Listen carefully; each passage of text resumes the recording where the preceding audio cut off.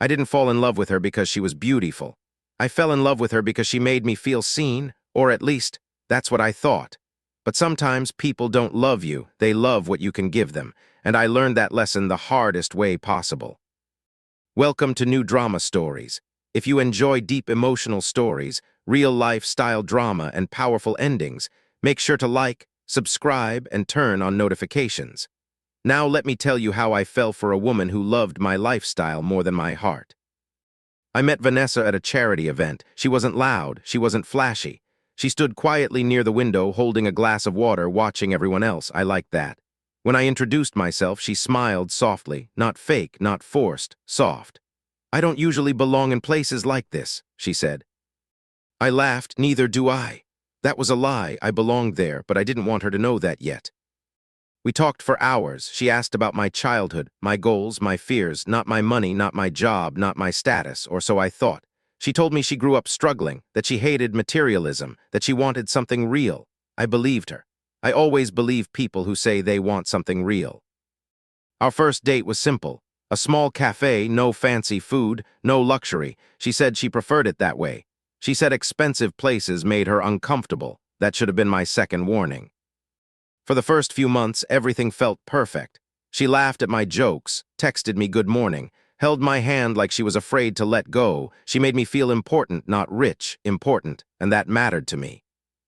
I didn't tell her what I did for a living, not exactly. I said I worked in investments. I didn't say how much. I didn't say what I owned. I wanted to be loved as a man, not as a bank. Then small things started happening. She loved talking about vacations, luxury brands, dream houses, not wanting them, just talking about them. A lot. One day she said, if I were rich, I'd never let the people I love struggle. I smiled, so did she, but her eyes lingered on me longer than usual. Then came the question, the one that changed everything. The question came on a quiet night. We were sitting on my couch watching a movie neither of us was paying attention to. She was tracing patterns on my hand, soft, careful, like she was memorizing me. Then she said casually, "So how much do you actually make?" I smiled. "Enough," she laughed. "I mean really make." I turned to her. "Why does it matter?" She hesitated, then shrugged. "I just like knowing I'm with someone stable." That word, stable, it sounded innocent. But something about it made my stomach tighten. After that, the comments started, not obvious, strategic. I saw this beautiful penthouse online. Isn't it crazy how some people live? If I ever married rich, I'd spoil my man so much. Do you believe in prenups? That one made me laugh. She didn't. I began noticing things, patterns. She never offered to pay, not once. If we went somewhere nice, she posted it. If we stayed in, she complained. If I bought her something small, she'd smile politely. If I bought her something expensive, she glowed. One night, she asked me something strange. "If you ever became really wealthy, would you change?" I asked her, "Would you?" She answered too quickly. "No." That's when I decided to test her, not cruelly, just quietly. I told her I had lost a big client, that my income was about to drop, that things might get tight.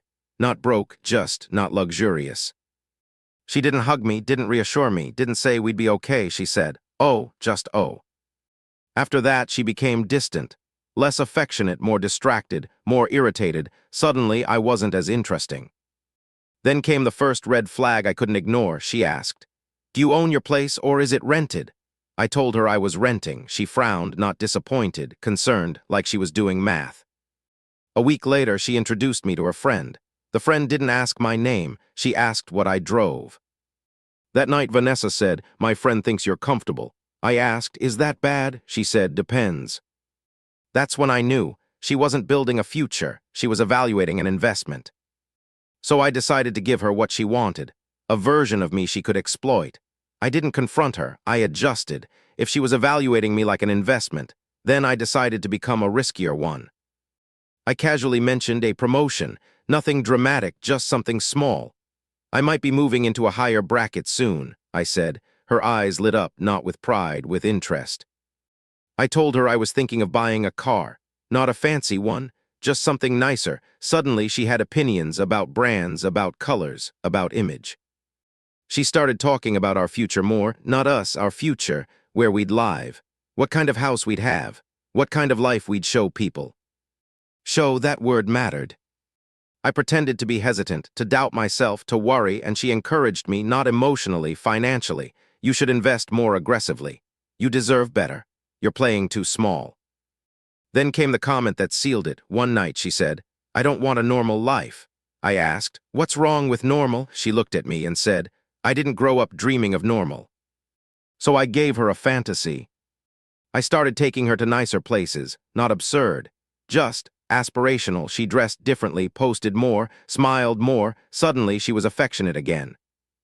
Then I told her something, a lie but a useful one. I might be inheriting a lot of money soon. I watched her face. She tried to hide it, but she couldn't. She looked relieved. From that moment, everything changed. She started talking about marriage, kids, joint accounts, moving in, building something together.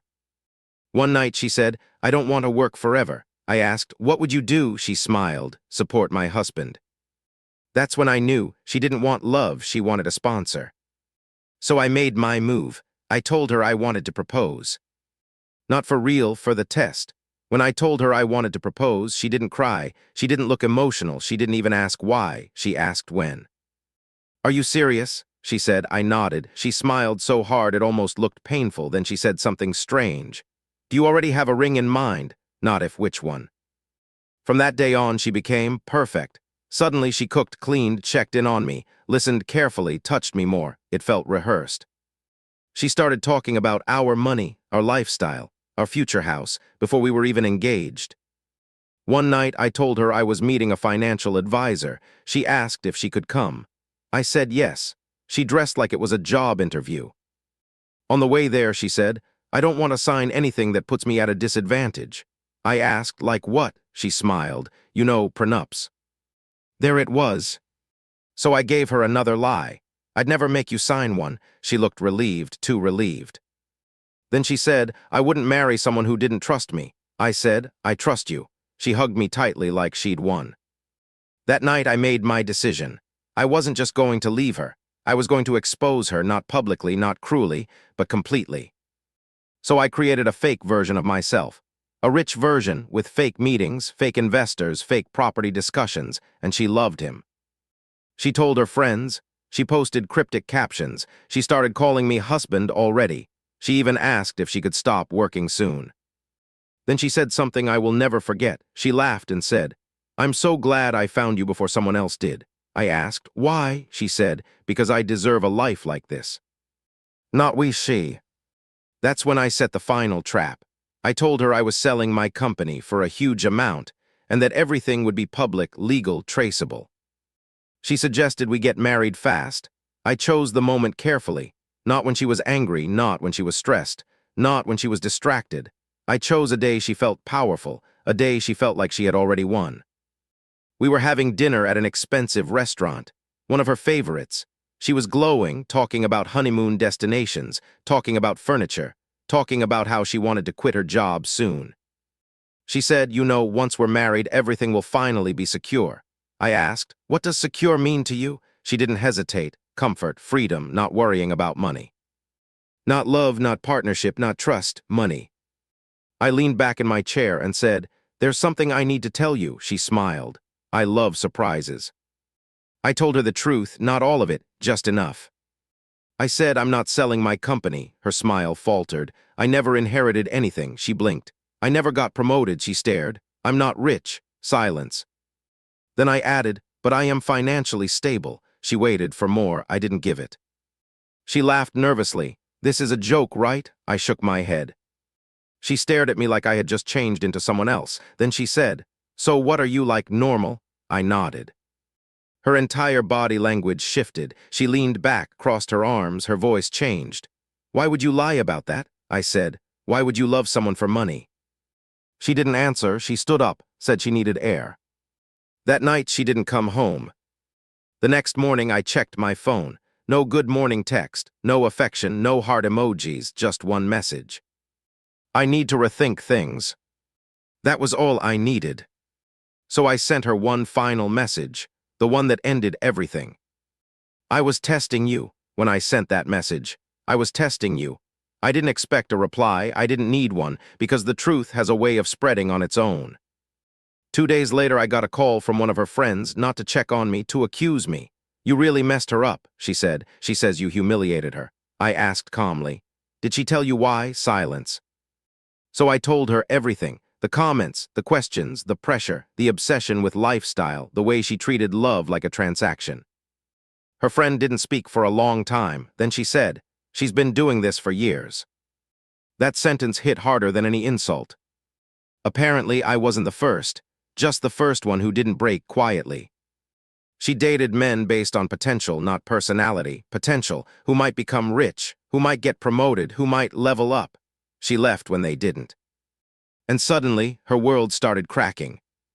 I didn't expose her, I didn't post anything. I didn't shame her, I just stopped lying. And when I told the truth, people connected the dots themselves. Her friends began asking questions. Her parents began noticing patterns. People she once mocked quietly stopped answering her calls. She came back one night unannounced, standing at my door looking smaller, not weaker, just exposed. You humiliated me, she said. I replied, no, I just stopped pretending. She cried not about me, about the life she lost, the future she imagined, the lifestyle she planned. She said, you wasted my time. I said, you wasted your own. She left, and this time, she didn't look back. After she left that night, I didn't feel victorious. I felt empty, not sad, not angry, just quiet. For a long time, I thought justice would feel loud, like applause, like vindication, like a movie ending. But real justice is subtle. It's when someone can no longer lie to themselves. I started hearing things through mutual friends. She tried to explain herself, said I misunderstood, said I twisted her words, said I played games. But for the first time, people didn't believe her because now they were watching.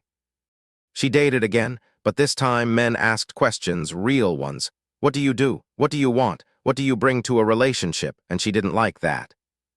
Because when someone loves money more than people, they hate being asked what they actually offer. I moved on quietly, not into another relationship, into myself. I traveled alone, ate alone, thought alone, and I learned something powerful. Loneliness is peaceful when you stop pretending. One night, months later, I got a message from her, just one line. I didn't think you'd leave so easily. I replied, I didn't leave easily, I just left honestly. And that was the last time we spoke. Here's what I learned. Fake love doesn't scream, it flatters. It doesn't hurt you, it uses you. And the moment you stop being useful, it disappears. So if you're listening to this right now, if someone only loves your potential, your money, your status, your future, they don't love you, they are investing in you, and you deserve better than being someone's plan. Thank you for listening to this story on New Drama Stories. If this story made you think, feel, or see something clearly, make sure to like, subscribe, and turn on notifications. More powerful stories are coming, stories about truth, justice, growth, and real love. This wasn't revenge, this was freedom.